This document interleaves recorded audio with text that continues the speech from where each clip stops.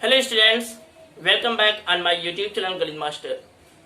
Students, आज हम question को लगाने वाले हैं और ये जो क्वेश्चन हमारा है ये है pair of linear equation in two variables का, जो कि एनसीईआरटी क्लास 10th का चैप्टर 3 होगा और चैप्टर 3 में ये एग्जाम्पल नंबर 19 है।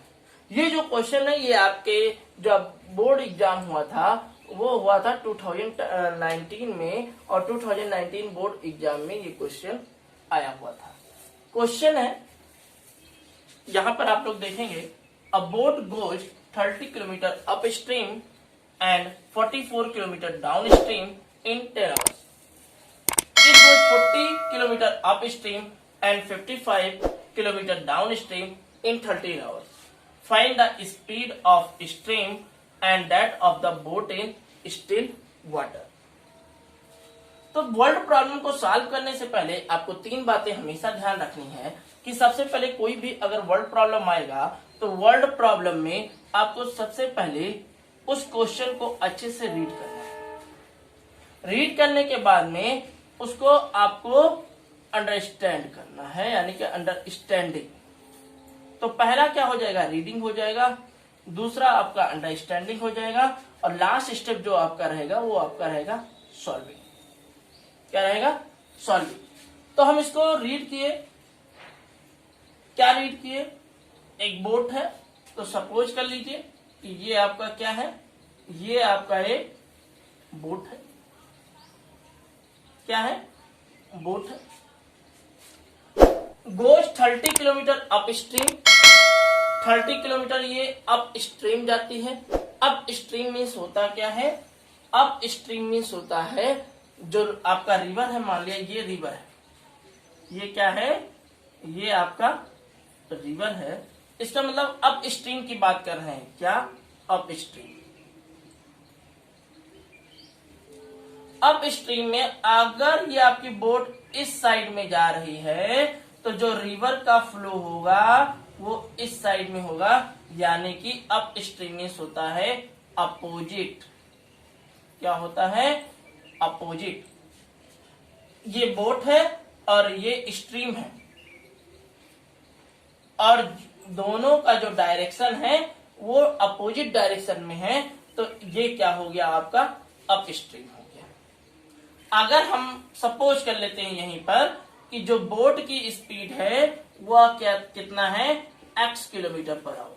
कितना है, x किलोमीटर पर आवर। और जो ये स्ट्रीम है इसकी स्पीड कितनी है, y kilometre per our. y kilometre per our. तो अब अगर हम टोटल स्पीड की बात अगर हम करेंगे तो यहां पर देखिए, जितना ये जो बोट है वो अगर इस साइड में चलेगी और जो स्ट्रीम है वो इस साइड में चलेगी, तो इन दोनों की स्पीड में इंक्रीजमेंट होगा कि डिक्रीजमेंट होगा। अगर हम अपने आप को ले रहे हैं, अगर हम किसी हाइट पर चढ़ते हैं, अप करते हैं, तो अप करेंगे तो हमारी स्पीड में क्या होगा, इंक्रीजमेंट होगा, डिक्रीजमेंट होगा। अगर हम अप जाते हैं तो हमारी स्पीड कहीं ना कहीं कम हो जाएगी।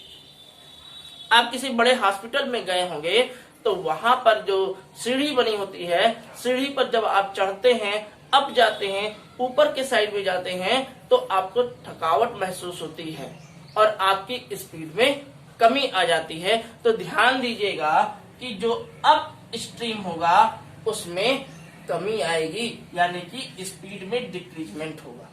किसके किसके स्पीड में डिक्रीजमेंट होगा, अगर हमने बोट को x kilometre per our suppose कर लिया है, स्ट्रीम को y kilometre per our suppose कर लिया है, तो जो टोटल स्पीड हो जाएगी बोट की वो डिक्रीजमेंट होगा। और कितना डिक्रीजमेंट होगा, x माइनस y, यानी कि बोट की स्पीड स्लो हो जाएगी। कितना स्लो हो जाएगी, जितना की स्ट्रीम की स्पीड थी उतना स्लो हो जाएगी। समझे। तो अब अगर हम निकालें इस बोट का अगर टोटल अगर स्पीड निकाले तो ये x minus y kilometre per hour हो जाएगा। तो यहां पर अप स्ट्रीम आप लोग समझ गए कि अप स्ट्रीम होता क्या है। यहीं पर अगर हम बात करते हैं कि अब ये जो स्ट्रीम है ये भी आपका बोट के साइड में ही चल रहा है। किधर चल रहा है? बोट के साइड में चल रहा है। तो जब बोट भी सेम डायरेक्शन में चल रही है, स्ट्रीम भी जो है वो भी सेम डायरेक्शन में चल रहा है, तो ये आपका क्या हो जाएगा? ये आपका हो जाएगा डाउन स्ट्रीम। क्या हो जाएगा? Down stream. और डाउन स्ट्रीम की बात करें तो ये सेम डायरेक्शन होता है। क्या होता है? सेम डायरेक्शन होता है। क्या होता है? सेम डायरेक्शन होता है। अब आप हॉस्पिटल पर ऊपर चले गए 4 मंजिले पर, और 4 मंजिले के बाद में जब वहां से आप उतरने लगेंगे सीढ़ियों से तो बहुत जल्दी उतर आएंगे और आपको थकावट भी महसूस नहीं होगा। तो डाउन स्ट्रीम में जो ये स्पीड होती है, बोट की स्पीड और स्ट्रीम की स्पीड दोनों हो क्या जाती है? ऐड हो जाती है। क्या हो जाती है? ऐड हो जाती है। और जो अब हमारा आ जाएगा वो x kilometre per hour, x plus y kilometre per hour हो जाएगा। तो इतनी बातें आपको ध्यान में रखनी है कि अप स्ट्रीम क्या होता है और डाउन स्ट्रीम क्या होता है। तो अभी हमने बताया कि जो x minus y kilometre per hour होगा ये आपका होगा अप स्ट्रीम। क्या हो जाएगा? अप स्ट्रीम हो जाएगा। और ये जो x प्लस वाई है ये आपका हो जाएगा डाउन स्ट्रीम। क्या हो जाएगा? डाउन स्ट्रीम हो जाएगा। ओके, इतनी बात अप स्ट्रीम और डाउन स्ट्रीम के बारे में आप लोग जान गए होंगे। अब यहां पर बात करने जा रहे हैं, ये आपका क्या गिवन है? ये आपका गिवन है स्पीड। यहां पर क्या गिवन है आपका? ये 30 किलोमीटर, 44 किलोमीटर, 40 किलोमीटर, 55 किलोमीटर, ये आपका गिवन है। क्या गिवन है? डिस्टेंस गिवन है। क्या गिवन है? डिस्टेंस गिवन है।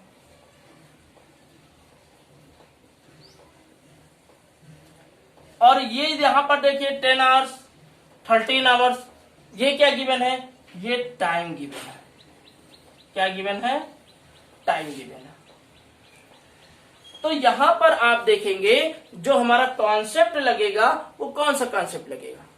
वो कॉन्सेप्ट हमारा जो लगेगा वो स्पीड, टाइम और डिस्टेंस का कॉन्सेप्ट लगेगा। और आप स्पीड, टाइम और डिस्टेंस के बीच में रिलेशन जानते हैं। क्या रिलेशन होता है? अगर हम यहां से टाइम का अगर हम निकालते हैं तो टाइम इक्वल टू हो जाएगा डिस्टेंस अपॉन स्पीड। यही तो रिलेशन आप जानते हैं पहले से। टाइम इक्वल टू क्या होता है? डिस्टेंस अपॉन स्पीड होता है। ओके, यानी कि ये समय है, ये दूरी है और ये इसकी चाल। तो समय बराबर क्या पढ़े? समय बराबर आपने दूरी बटा चाल पढ़ा हुआ है पहले। तो यही हम रिलेशन इसमें यूज करने वाले हैं। अब हम फिर से इस क्वेश्चन को एक बार अच्छे से पढ़ते हैं। क्वेश्चन क्या कह रहा है? क्वेश्चन कह रहा है अ boat goes 30 kilometre up stream. यहां पर हम कौन सा रिलेशन लगाने जा रहे हैं? टाइम का रिलेशन लगाने जा रहे हैं, क्योंकि टाइम हमको यहाँ पे एग्जैक्ट दिया हुआ है 10 आवर। कितना दिया हुआ है? 10 आवर। और यहाँ पर ये भी ध्यान रखिए कि पेयर ऑफ लीनियर इक्वेशन बन रहा है तो कहीं ना कहीं 2 लीनियर इक्वेशन बनेगा। क्या बनेगा? पेयर ऑफ लीनियर इक्वेशन यहाँ पे बनेगा और उसी को हमको सॉल्व करना होगा। और सॉल्व करने के जो लीनियर इक्वेशन सॉल्व करने की जो मेथड है वो हमारे पास कितने मेथड है? 3 मेथड्स है। पहला सब्स्टिट्यूशन मेथड है, दूसरा एलिमिनेशन मेथड है और तीसरा क्रॉस मल्टीप्लिकेशन मेथड है। तो आप तीनों भी मेथड से कोई भी मेथड आप यूज कर सकते हैं जो आपको इजी लगे। अब हम यहाँ पे जो प्रोसेस है हमारा इक्वेशन बनाने का वो हम स्टार्ट करते हैं। और फार्मूला देखिएगा, फार्मूला हम कौन सा लगाएंगे? Time equal to distance upon speed का। अब यहाँ पे देखिए a boat goes 30 kilometre upstream. Upstream की जो स्पीड है वो ये है, 44 किलोमीटर डाउन स्ट्रीम। एंड लगा हुआ है तो कहीं ना कहीं एंड जब लग जाता है तो हम कहते हैं इसको ऐड करना है। क्या करना है? ऐड करना है इन 10 आवर्स। कितने में? 10 आवर्स। तो यहाँ पे हमारा टाइम दिया हुआ है, यानी कि टाइम को हमने इक्वल कर दिया। क्या कर दिया? टाइम को इक्वल कर दिया। 30 किलोमीटर और टाइम इक्वल टू क्या होता है? Distance upon speed. तो अप स्ट्रीम यानी कि ये हमारा हो जाएगा 30 अपॉन अप स्ट्रीम यानी कि x माइनस वाई। इतनी बातें समझ में आई। एंड है, एंड की जगह पे हमने प्लस कर दिया। सेकेंड जो डिस्टेंस है वो 44 है, तो 44 अपॉन और यहाँ पे डाउन स्ट्रीम यानी कि x प्लस वाई, ये हमारा बन गया इक्वेशन 1। क्या बन गया? इक्वेशन 1। इतनी बातें समझ में आ गई। अगर हम देखिए यहां तक हो गया,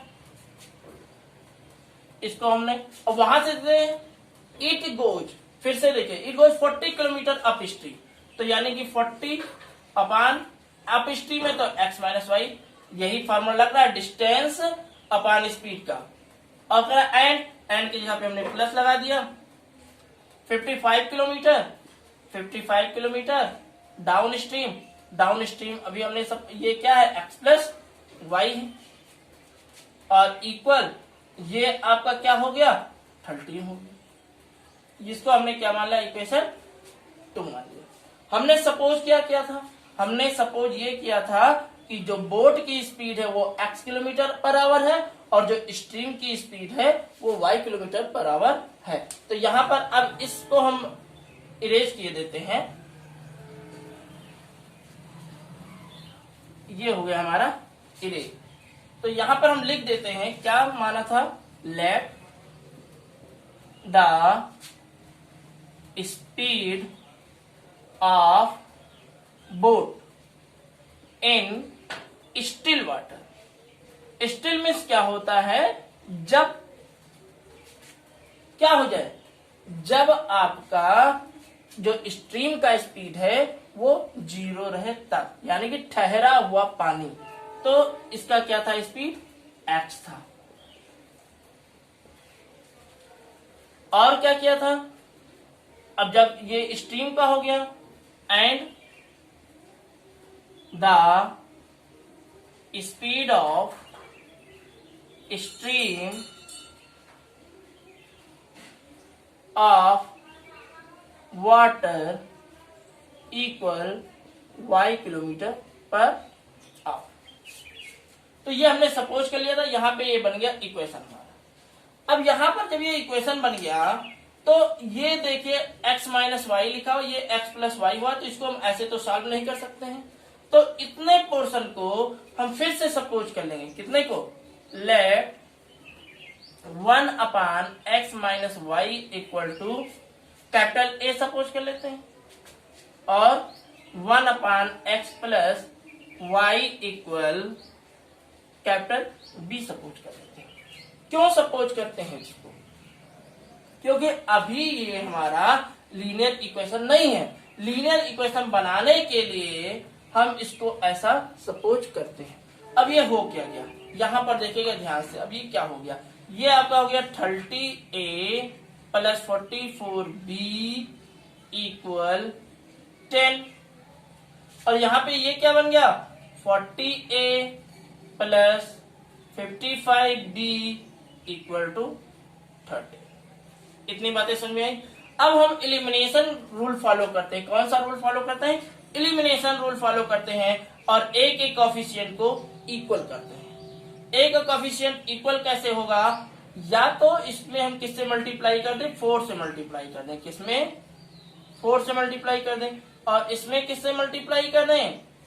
3 से मल्टीप्लाई कर दें। तो ये 4 3 या 12 हो जाएगा 120, ये 3 4 या 12 हो जाएगा 120। जब हमने इसको मल्टीप्लाई कर दिया तो ये जो हमारा बन गया, ये हमारा बन गया 120A प्लस 4 4 जा 16, 4 4 जा 16 117B इक्वल 10 4 जा 40।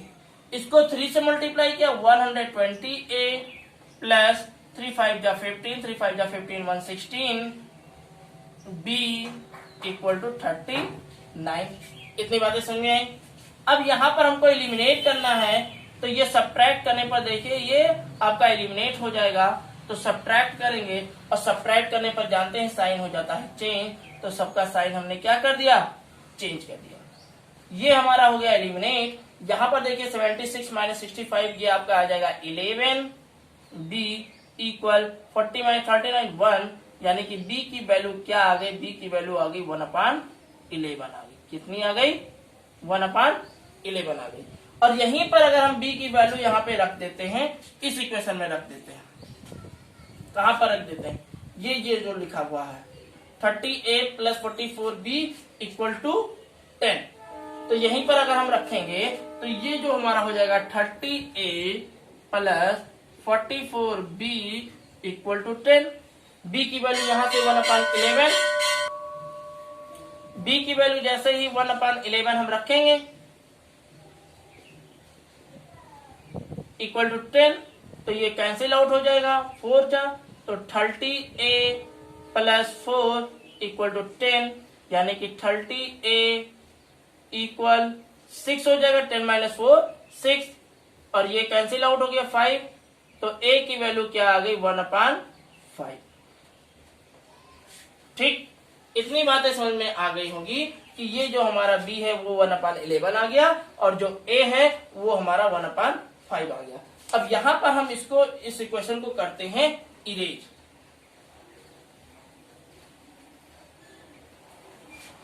देखिए, अब देखिए a को हमने क्या सपोज किया हुआ है, a को हमने सपोज किया हुआ है 1/x - y, तो यहां पर फिर से आप देखिएगा a की जगह पे लिखते हैं 1/x - y, और ये आपका हो गया 1/5।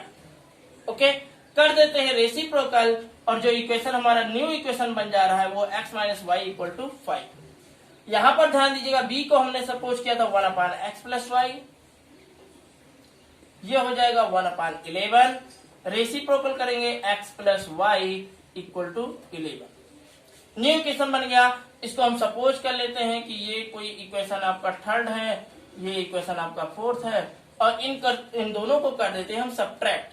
तो जब हम सब्ट्रैक्ट करेंगे तो फिर से देखिए आपका कोएफिशिएंट तो सेम है, तो चाहे सब्ट्रैक्ट कर दें चाहे ऐड कर दें, कोई दिक्कत तो है नहीं। तो चलिए हमने इसको क्या कर दिया, ऐड ही कर देते हैं। ऐड करने पर साइन चेंज नहीं होती है, तो ऐड जब करेंगे तो y वाला पोर्शन हमारा कैंसिल आउट, प्लस माइनस, ये हो जाएगा 2x, और ये हो जाएगा 11 5 16, और x की वैल्यू यहाँ पे सॉल्व करने पर आ गई 8, और y की वैल्यू अगर हम निकालेंगे तो y यानी कि x - y = 5, पुट कर देंगे x = 8, यानी कि 8 - y = 5, 8 - 5 = y, और y की वैल्यू आ गई 3। अब देखिए यहां पर हमने सपोज क्या किया था, अब इसको भी इरेज कर देते हैं, ये इतना पोर्शन क्या कर देते हैं, इरेज। हमारा यहाँ पे x जो आया वो 8 आया, और x को हमने क्या सपोज किया था, बोट, ये स्पीड ऑफ बोट, तो यहीं से अब हमारा निकल जाएगा hence the speed of boat = x km/h, और x अभी हमने निकाला कितना हो जाएगा 8 km/h, and the speed of